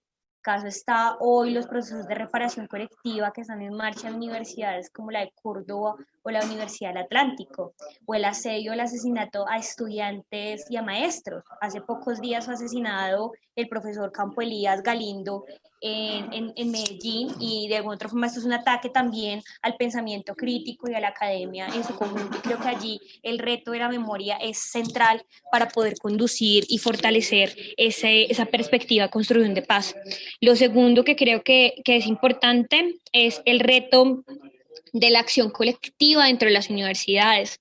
No podemos hablar de democracia fuera, democracia, digamos, en términos del país, cuando no hay democracia en nuestras universidades, cuando los ejercicios de gobierno y cogobierno no se dan, cuando tenemos prácticas autoritarias de parte de quienes presiden los consejos superiores universitarios, cuando no hay una lógica también de entendimiento de los reclamos que los y las jóvenes hacemos, y en relación a ello, pues hay una perspectiva también de una respuesta represiva y coercitiva, y no de diálogo, de apertura también a resolver y solucionar pues las dinámicas también de desigualdad o las preocupaciones, las acucias que tenemos. El tercer reto que me parece central es el reto de la relación universidad-sociedad, y es, creo que el profesor John Mario varias cosas, digamos, las mencionó, y es cómo realmente la universidad aporta en términos de la reconstrucción, por ejemplo, de los tejidos sociales y comunitarios. Nosotros como estudiantes desde hace algún tiempo venimos trabajando el tema de los voluntariados estudiantiles por la paz, los trabajamos de cara a las zonas veredales transitorias de normalización, luego en los espacios territoriales, los hemos trabajado en las regiones, pero ha sido una acción más autónoma del movimiento estudiantil, más que una apertura de las universidades para viabilizarlos, y creo que allí vale la pena un diálogo también entre el sistema universitario estatal y el movimiento estudiantil, sus organizaciones, en función también de ese propósito y de fortalecer esa relación universidad-sociedad. Y un cuarto elemento que me gustaría mencionar es también el reto de cómo la investigación y la producción académica permiten, por ejemplo, fortalecer elementos que hoy están fijados en la implementación del acuerdo y que requerirán también esa perspectiva, y esa perspectiva, digamos, de entendimiento, como por ejemplo lo mencionaba en algún momento el profesor Adolfo, el tema del catastro multipropósito, el desarrollo mismo de las dinámicas, por ejemplo, alrededor del punto 2 de participación política, que más allá del estatuto de oposición no hay nada más, y que creo que desde las universidades también podemos volcarnos a fortalecer acciones contra la estigmatización, ¿sí? En especial a nosotros nos interesa mucho la estigmatización, contra la estigmatización de la vida juvenil, contra las dinámicas también de reproducción de esas narrativas y esa cultura mafiosa y de guerra que está en la región, es decir, cómo generamos procesos de pedagogía y cultura de paz, porque creo que allá hay una de las debilidades del movimiento social, y es que la pedagogía se pensó en función y para el plebiscito, y posterior a ello ha sido muy débil el ejercicio de pedagogía en torno a los acuerdos y en torno a la paz. Y ya para cerrar, creo que hay que romper también con esas lógicas adultocéntricas de la construcción de las políticas públicas, y en esa perspectiva tener en cuenta que los y las jóvenes también somos sujetos políticos y de derechos, y tenemos la capacidad de actuar, de pensar, de deliberar, de proponer en función también de las políticas como se constituyen muchas veces desde el escenario del sistema universitario estatal y en general del sistema educativo, en donde esa perspectiva adultocéntrica determina es que nosotros somos subsidiarios de las políticas, más no somos acreedores a fortalecerlas, proponerlas, propiciarlas, construirlas y debatirlas. Gracias. Gracias a ti, Daisy. Y finalmente vamos a cederle la palabra al profesor Adolfo para que nos cuente desde su punto de vista, desde su perspectiva intelectual, ¿cuáles son entonces los retos que tenemos como universidad pública y como sociedad? Por favor, profesor Adolfo. Bueno, muchas gracias y nuevamente gracias a los compañeros de panel. Hay una noticia, una información, ahí me colocó un mensaje Alejo que estaba tratando de cerrar para entrar, no sé si alcance a llegar ahora en medio del diálogo que estemos haciendo. Bueno, pues yo creo que en primer lugar es necesario trabajar por fortalecer lo que el profesor de la Universidad de Antioquia nos señala, un movimiento pacifista. Yo creo que hay que trabajar por un pacifismo activo, por la no violencia, o por trabajar más desde la universidad los temas de mediación, diálogo, transformación pacífica de conflictos, que no es teoría, sino praxis. Es que qué difícil es tratar de mirar al otro, ponerse, ¿no? Ver las razones del otro. Es decir, ahí nosotros tenemos todo un reto y lo tenemos en la comunidad universitaria, incluso para escuchar a los estudiantes, para incluirlos, pero para de alguna manera, digamos, ganar también en praxis de prácticas pacifistas. Y creo que la universidad tiene una obligación, yo estoy de acuerdo, una obligación de un pensamiento crítico, de aportar, y menos ideológico, me perdonen la expresión, porque yo creo que nos montamos en verdades políticamente correctas, y yo creo que hay que discutir muchas cosas, necesitamos discutirlas, ponerlas en discusión. Creo que este tipo de escenarios es muy importante, Oscar y colegas, y obviamente, claro, son muchos puntos los que tocamos, pero qué interesante, digamos, fíjate, aquí hay como unas expresiones de lo que pensamos desde las universidades, ¿no? Y obviamente es importante porque vemos la complejidad del modo como nos aproximamos a esto, pero necesitamos aportar mucho más porque hoy dominan más las emociones, los odios, ¿no? Probablemente menos en el ambiente universitario, pero conociendo nuestra historia, ¿no? Cómo desde la universidad podemos aportar a las verdades sobre el conflicto. A propósito de lo que señala Daisy del conflicto en las universidades. La universidad han sido escenarios, han sido afectadas, hay estudiantes asesinados, pero hay estudiantes asesinados. Nosotros en la del Valle sí que tenemos una historia compleja. De la del Valle fueron asesinados gente por el Ricardo Franco, para que lo sepan, ajusticiados, ¿no? Bueno, tenemos historias para mirar, o sea que la universidad ha sido escenario y ha reproducido el conflicto. ¿Sí? Yo pienso que nosotros no podemos seguirle sacando el bulto a esa discusión.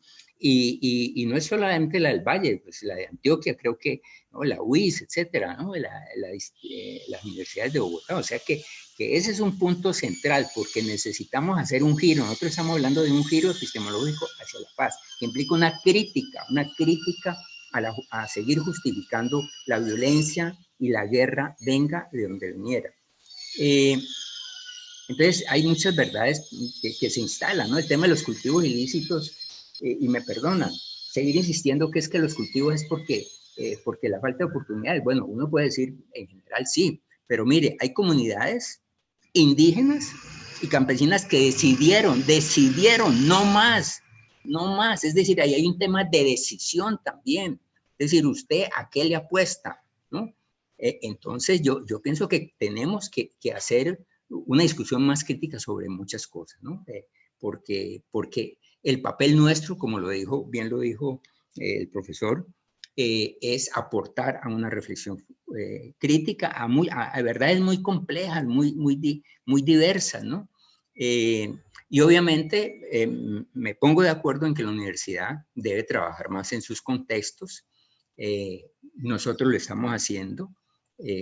Creo que el SUBE en eso está dando un ejemplo. Yo he escuchado muchas cosas que estamos haciendo desde las universidades, con víctimas, con comunidades, con reincorporados, con otros actores. Incluso yo he insistido mucho que deberíamos acercarnos más a esos actores que parece que no, no, por ejemplo, con la gente que estuvo en el paramilitarismo, la gente de la fuerza pública. Es decir, nosotros necesitamos hacer un giro porque hay un reto gigantesco que se llama reconciliación, ¿sí? Reconciliación.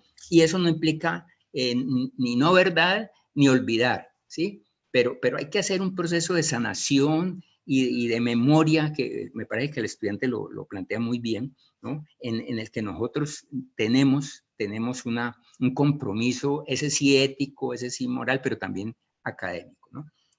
Cierro ahí, pues, discúlpeme, que siempre me agarro. Oscar. Sí, señor. Bueno, primero un abrazo a Adolfo, ¿no? Habla Germán. Adolfo. Hola. Profesor Germán Benavides, desde la Universidad de Nariño. Uy, mi compañero Germán, qué gusto verlo. y escucharlo. Lo mismo. Muy interesante todos los planteamientos. Estamos 12. Yo voy a hacer me hago yo y una pregunta que la comparto porque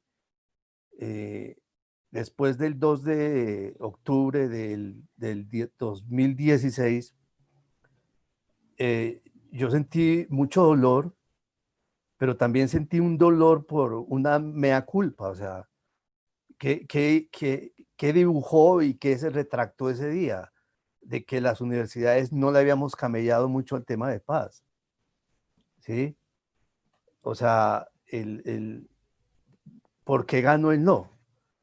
Y yo articulo eso a una preocupación mía que tengo, y es que medio país es fascista, ya.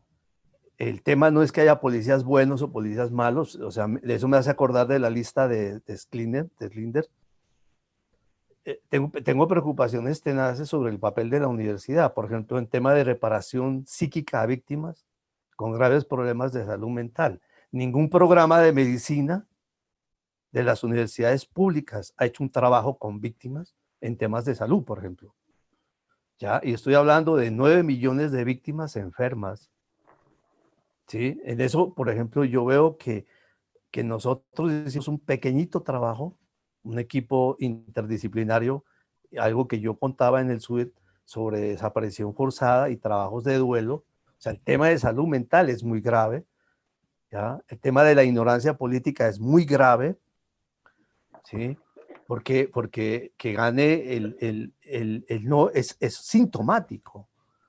No es un problema mediático, es un problema histórico, ¿ya? Y algo que tú dices, Adolfo, o sea, Stalin estuvo en las universidades, en los discursos. Y eso es fascismo. O sea, hay que decirlo de frente en ambientes democráticos y hay que hacerle duelo a muchas cosas locas que hicimos al principio, hace unos 40 años. Entonces, el tema de la reconciliación en una civilización de odio, de crueldad, de maldad, ¿ya? Algo importantísimo, que las FARC digan la verdad. Pues todo el mundo decía digan la verdad, ahora que están diciendo la verdad, todo el mundo está jodiendo. Y de pronto se adelantaron porque Duque tenía un cuento perverso para el 2 de noviembre de echarle toda la culpa a Samper. Eso es fascismo, por ejemplo. Bueno, entonces la pregunta que yo le hago a los compañeros es, ¿qué más compromiso debe haber? ¿Sí? Por ejemplo, las facultades de ciencias humanas, que tienden a morirse si se quedan en el claustro y no salimos a trabajar en las comunidades, a hacer trabajo interdisciplinario con artistas y médicos, ¿ya? En temas de salud y de elaboración de duelo. Entonces es eso, o sea, es una revisión profunda de comprometernos mucho más. Yo hace 15 días o 3 semanas hablaba de que ojalá estemos muchos aquí, ¿ya? Y no es el pretexto de la pandemia, o sea, es que hay que hacer muchas cositas. Muy bien. Gracias, profesor Germán. Vamos a tener oportunidad, muy seguramente, de hacer una retroalimentación con los 3 panelistas. Yo quisiera preguntar si todavía nos está acompañando el señor rector de la Universidad de Córdoba, el presidente del SUE. ¿El doctor Jairo está por allí todavía? Por supuesto, Oscar, aquí he estado atentamente escuchando cada una de las disertaciones, por supuesto. Muchas gracias. Quería yo aprovechar su presencia, señor rector, para saber si usted tendría a bien darnos su propia reflexión, compartir con nosotros qué lectura tiene de esto que hemos escuchado de los 3 panelistas y qué otras observaciones o análisis usted desearía compartir con nosotros. Sí, coincido en gran medida con lo planteado por cada uno de los profesores. Realmente, cuando uno revisa la historia de Colombia, parecerá ser que fueran ciclos repetitivos. ¿Sí? Una historia que se repite, unas veces como tragedia y otras veces como comedia, como diría Mar en el 18 Brumario de Luis Bonaparte. Una sociedad que no se ha podido reencontrar consigo misma, no hemos podido construir un proyecto de nación. Un proyecto de nación entendido en términos de su pluralidad, de su diversidad. Desafortunadamente, hemos carecido de una racionalidad comunicativa, como lo planteara Habermas, y creo que eso es lo que nos ha llevado a una sociedad de inmensas polarizaciones y de odios, que lo hemos visto, digamos, en la última década. Yo creo que aquí han hecho muy bien el análisis de lo que fue todo ese tema del sí y del no por la paz. Yo creo que las universidades sí trabajamos duro eso. Desafortunadamente, aún nos estamos haciendo análisis, qué fue lo que pasó. Pero eso que pasó hace parte de una sociedad que carece de una cultura política, indiscutiblemente. Una sociedad que en gran parte de sus ciudadanos no hacen una lectura real y de contexto de lo que está pasando. Una sociedad fácilmente manipulable, que se puede desviar. Yo creo que todos son los ingredientes que nos deben llevar a este tipo de reflexiones, pero también, Óscar, en términos de la pregunta que tú haces, ¿cuál debe ser el papel de la universidad? Yo creo que ese papel sigue siendo activo, ese sigue siendo un papel vigente. La universidad tiene que asumir con mayor liderazgo esfuerzos desde los territorios. Y yo insisto en el tema de territorios porque Colombia tiene una larga tradición de ser un país centralista, desafortunadamente. Y eso ha hecho daño en la construcción de un proyecto de nación.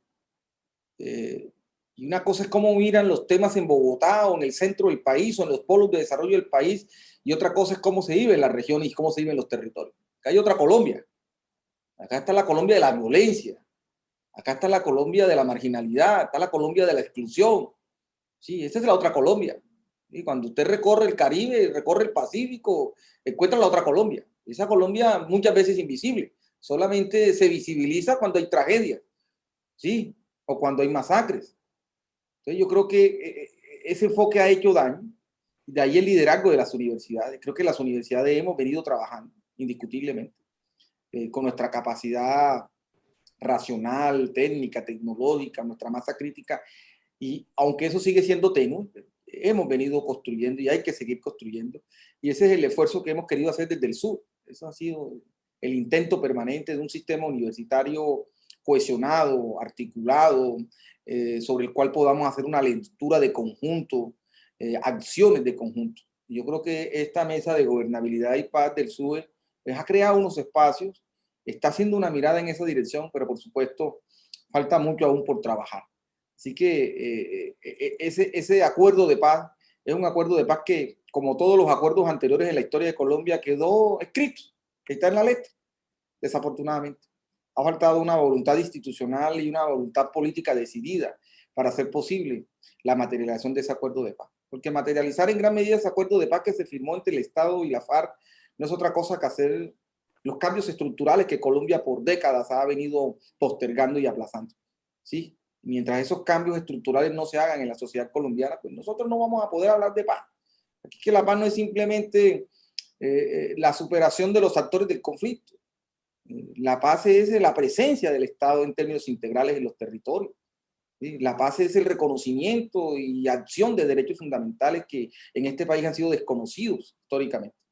Así que, digamos, cuando hablamos de la paz no podemos hablar simplemente del silenciamiento de los fusiles o simplemente el desmonte de los actores criminales. No. La paz es que aquí hay que construir un Estado social de derecho. Y ese Estado social de derecho significa el reconocimiento, y ese reconocimiento convertido en dignidad humana de quienes hoy no la tienen en esta sociedad. Yo creo que ese es un escenario abierto todavía a la discusión y al análisis. Lo que se viene en estos 2 años es lo que puede permitir que este país cambie el rumbo, de continuar profundizándose esta polarización o construir un gobierno de convergencia que permita realmente repensarnos en conjunto y reconocernos. Yo creo que ese es el centro del debate, ya se está moviendo esas fuerzas. Y por supuesto, un tema central allí son esos acuerdos de paz. Yo creo que esos acuerdos de paz es un esfuerzo de la sociedad colombiana que entendió que teníamos que construir ese acuerdo y que ese acuerdo significa cambios estructurales. Y en consecuencia yo creo que quienes defendimos ese acuerdo tenemos que seguir defendiendo. Y desde el SUBE nosotros defendimos ese acuerdo. Nosotros trabajamos ese acuerdo, contribuimos en su construcción, fuimos actores fundamentales de los territorios, unos convencidos de ello. Y de las universidades, yo le puedo hablar, por ejemplo, de la Universidad de Córdoba. Esta es una universidad que no admite la violencia porque la vivió. Nosotros sabemos lo que es la violencia en toda su expresión. Y las tierras donde se ubica la Universidad de Córdoba es una tierra que ha sido históricamente dotada por la violencia.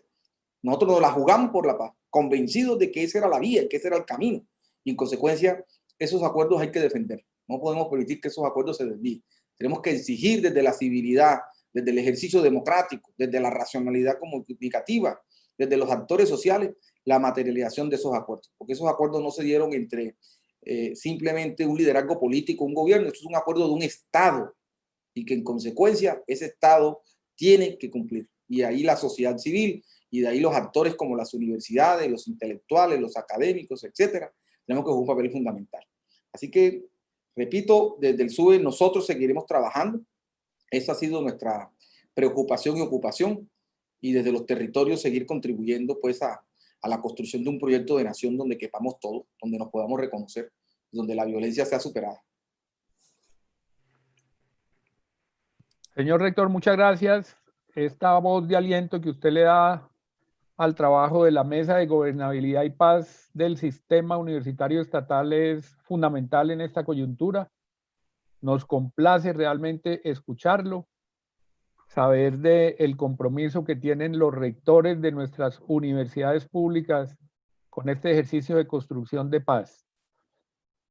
No sé si dentro de las personas que están conectadas, alguien quisiera intervenir. Vamos a ceder el uso de la palabra por 3 minutos a cada uno. Mientras tanto, mientras se van animando, yo quisiera que hubiera una retroalimentación, porque estoy seguro que son muchos los temas en los que quisieran volver a intervenir desde otras lecturas, con otra interpretación, tanto el señor decano como Daisy, como Adolfo. Entonces, voy a pedirle a Daisy si quiere tomar nuevamente el uso de la palabra, pero ahora por 3 minutos. Daisy. Sí, yo creo que acá se fijan varios retos para la universidad pública en general, pero que también es un llamado a cómo generamos una sensibilización mayor y aportamos también el fortalecimiento de la formación política en nuestro país, porque creo que esa perspectiva de tener una sociedad un poco, digamos, reacia a estos temas, con una desconfianza total entre instituciones, con una descomposición y desmembramiento en términos comunitarios, nos llama también como universidades y como movimiento educativo a fortalecer lo que llamarían algunos el tema de politizar la pedagogía para asumir cambios de la estructura y la matriz de pensamiento social. Eso como primer elemento. Lo segundo, creo que estas discusiones sobre las implicaciones que tienen, o más bien la relación que tiene la universidad con la construcción de paz, en el entendido también de lo que el profesor Germán mencionaba, de llevar a que las universidades a nivel local pues también piensen estructuralmente qué proyectos, qué propuestas pueden desarrollar en virtud de aportar a los territorios. Porque concuerdo plenamente con lo que dice el presidente del SUE, en que en términos, digamos, de las regiones en general, Bogotá también es un territorio en el que yo estoy con muchos conflictos, pues tenemos que abordar críticamente cómo aportarlo, ¿sí? Desde las diferentes áreas del conocimiento. Yo lo digo desde la formación en pedagogía, creo que también la universidad debe formar maestros y maestras capaces de transformar el escenario de la escuela, ¿sí? Una escuela bastante viejita, ¿sí? En términos de su pensamiento y su quehacer, que permita realmente enfatizar en esa tesis, por ejemplo, de hacer de la escuela un territorio de paz. Allí hay un reto enorme, ¿sí? Un reto para amplificar la reflexión crítica, ¿sí? Romper los manuales, pensar que el maestro no es el que sale a educar con el libro de Santillana debajo del brazo, ¿sí? Y con la guía para que el pelado la responda, sino pensar que necesariamente la educación corresponde también al ejercicio, a un ejercicio de respuesta ante necesidades, y esas necesidades son necesidades de conocimiento, de aprendizaje, cuáles son, y creo que son diferentes en cada una de las regiones del país. Lo mismo que es diferente también la construcción de paz de acuerdo a cada región del país. Hoy, por ejemplo, el Catatumbo vive dinámicas de confinamiento, presencia de actores, de múltiples actores armados, ELN, EPL, Águilas Negras, autodefensas caetanistas, los actores del narcotráfico, la fuerza pública, y creo que allá de alguna otra manera la construcción de paz recaerá también en entender esas multiplicidad de actores o multiplicidad de fenómenos y ese contexto como tal, diferenciado a contextos que podamos vivir en otras regiones del país y que pues llevan también a un análisis desde una perspectiva de reconocer las asimetrías, las diferencias, y ya para cerrar, agradecer pues el espacio, creo que aporta mucho también a seguir abriendo esa gran pregunta y es, ¿la academia puede y cómo puede aportar a la construcción de paz? Porque a veces no basta solo con producir grandes textos y generar grandes elucubraciones cuando no nos conectamos con lo que el país está sintiendo, con lo que la minga está pensando, con lo que el joven estudiante que muchas veces tiene que elegir entre la fotocopia o almorzar, o mirar a ver quién le presta por hoy en día un computador para conectarse a sus clases, pues siente. Creo que eso también hace parte de la construcción de paz. Gracias, profesor Oscar. A ti, Daisy, por tus aportes. Vamos a darle la palabra al profesor Adolfo y cerrará el señor decano. 3 minuticos, profesor Adolfo. Como vuestra merced diga.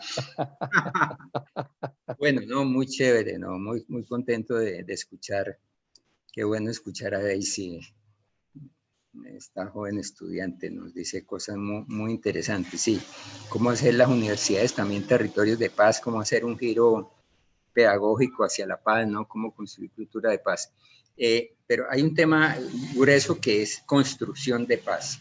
Y ahí pues simplemente menciono, Lederach, Fisas, que son referentes teóricos, nos dicen, esta es una tarea de larga duración, ¿no? Conflictos que se han incubado, se metieron en el alma, y ahí me encanta escuchar a Germán, que lo considero una autoridad que nos puede contar y decir muchas cosas de cómo es que este conflicto ha transformado el alma de la gente, su psiquis, ¿no? Y entonces tenemos retos con muy distinta duración. Cumplir los acuerdos sobre tierra, ¿no? Necesitamos instituciones para, ¿no? Entonces, ¿con cuáles instituciones vamos a ver? Los PEDETES, ¿con cuáles instituciones? ¿Con cuáles gobiernos? ¿Con cuáles capacidades locales y territoriales para hacer planeación? Entonces, estamos hablando de reconstruir el Estado de Derecho, yo estoy de acuerdo, es decir, la base de esto es hacer efectivo el Estado de Derecho. Y eso tiene muchos retos, retos no solamente políticos, sino culturales, económicos, la economía política del Estado Social de Derecho y la economía política. Sí, entonces son unos retos de un tamaño donde la universidad puede ayudar. Pensamiento, análisis, indagación, investigación, transformar la misma educación, ese reto por aportar a nuevos valores, a nuevas miradas para transformar los conflictos. Yo voy a soltar, a mí me gusta hablar, digamos, producir debate, porque si no estamos mismo, pero yo creo que hay una propensión muy grande en Colombia a que los conflictos tienen que desembocar en acciones de hecho y en violencia, si no pareciera ser que no es conflicto. Entonces nosotros necesitamos rebobinar muchas cosas, instalar no instalar, ir consolidando nuevas formas de ser, de hacer, de pensar y de trabajar incluso los conflictos, nuestras diferencias. Entonces, me encantó mucho el diálogo, muchos retos por delante y bueno, un saludo a todos los colegas y gracias por la oportunidad. Bien, vamos a tener esta última intervención de nuestro señor decano de la Facultad de Ciencias Sociales y Humanas de la Universidad de Antioquia. Adelante, por favor. Muchas gracias, Oscar. Bueno, me toca terminar. No sé si por azares o por cuestiones de la vida. Pero bueno, yo quiero terminar con varias cosas, Oscar. Uno es que es un homenaje que quiero hacerle como también, y ahora que estamos aquí en el SUE, al profesor Campo Elías. Él era profesor de mi facultad. Él era profesor que dictaba un curso sobre globalización en el diploma que nosotros ofrecíamos en el Centro de Estudios Latinoamericanos. Era un amigo entrañable mío, un hombre pausado, tranquilo, crítico, sobre todo crítico, un hombre comprometido con la realidad social del país. No sé si ustedes leyeron los blogs de él, los últimos blogs, todo el compromiso de Campo Elías. Entonces es un homenaje como a Campo Elías y ojalá muchos de los profesores, y él ya estaba jubilado, seguía con el compromiso, tuviéramos ese compromiso de construcción de paz y de país. Siento que él, igual que otra profesora, Sara Yané Fernández, que también tuvo un atentado el inicio del año pasado, recuerden que casi la asesinan, también de la facultad nuestra, son profesores que, digamos, dejan ese legado y esa impronta del pensamiento crítico. El pensamiento crítico tiene muchos matices, ¿cierto? Y muchas veces hablamos de la crítica muy asépticamente, pero la crítica tiene que ver con un compromiso, no solamente con la racionalidad del pensamiento y la intelectualidad, sino con la práctica, sobre todo, de ese pensamiento. Lo segundo que quiero decir es que efectivamente la universidad tiene que comprometerse más. Yo reitero eso, lo he dicho. En el 2018, no sé si ustedes se acuerdan de mí, yo estuve liderando a buena parte del movimiento por la educación en los profesores. De hecho, el manifiesto por la educación pública nació cuando yo era presidente de los profesores de Asoprudea. Ese manifiesto tenía unos puntos claves, y uno de los puntos claves que quiero recordarles también tiene que ver con mayor presupuesto para la educación, para poder que la universidad pudiera tener capacidad de dispositivos y ampliación en los territorios, y a partir de allí generar, digamos, una ampliación no solamente de cobertura en la capacidad de estudiantes, etcétera, sino la posibilidad de que la universidad se convierta realmente en polos de desarrollo. Me refiero, les pongo un ejemplo, ¿cuántas patentes producen las universidades públicas? ¿Y quién es el dueño de las patentes? Esas patentes tendrían que estar en el desarrollo de los territorios más alejados del país, de buscar cómo, por ejemplo, activar la tierra, cómo generar mecanismos de producción en la tierra, cómo generar mecanismos a través de la riqueza hídrica, pero sin esas grandes, digamos, tensiones con el medio ambiente, cómo generar, digamos, mayor productividad en las regiones con nuestras riquezas de productos naturales, sin afectar obviamente la tierra. Siento que ahí hace falta mucho del trabajo de las universidades. Por otro lado, yo que soy de las ciencias sociales y que la pregunta que hacía Germán es muy importante.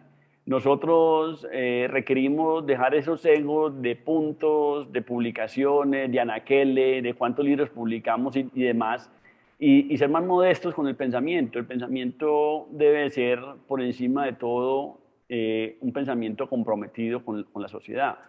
Se requiere hoy más que nunca que aquellos psicólogos, sociólogos, antropólogos, historiadores ayuden no solamente a conjurar lo que pasa con la pandemia y la cantidad de patologías, sino ayuden a generar una visión más integral, más completa, más ciudadana, más humana de país. Y siento que ese es el compromiso nuestro.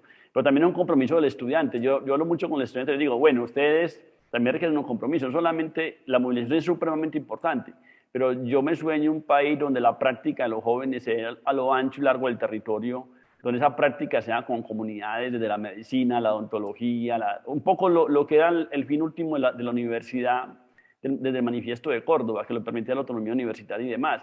Y esa es la posibilidad de nosotros construir, porque mire que lo que hace la universidad es desconstruir relatos de los medios de comunicación y la sociedad de consumo. Por eso el joven es crítico. No es porque el profesor le meta información y ideológicamente lo vuelva perverso, como intentaron hacer con los cursos de historia en el país, sino que lo que hace la universidad es desentrañar, es develar, es mostrar a través de la ciencia del conocimiento las otras verdades, los otros relatos. Y el joven lo que hace es comparar esos relatos con esa sociedad de consumo. A partir de ahí genera su propio pensamiento, un poco lo que decían los filósofos. Pensar por sí mismo, ¿cierto? Depende de cómo yo configuro mi pensamiento. O como decía Kant en la triada, pensar por sí mismo, pensar en el lugar del otro y ser consecuente con lo que se piensa. Y ese es precisamente el papel de la universidad y en los jóvenes. Y esa premisa kantiana o socrática es lo que permite que se construya un pensamiento realmente con mucha fortaleza. Lo último, para terminar, Oscar. Nosotros como facultad llevamos 15 años comprometidos con procesos en algunas regiones de Antioquia. Les pongo solamente un ejemplo.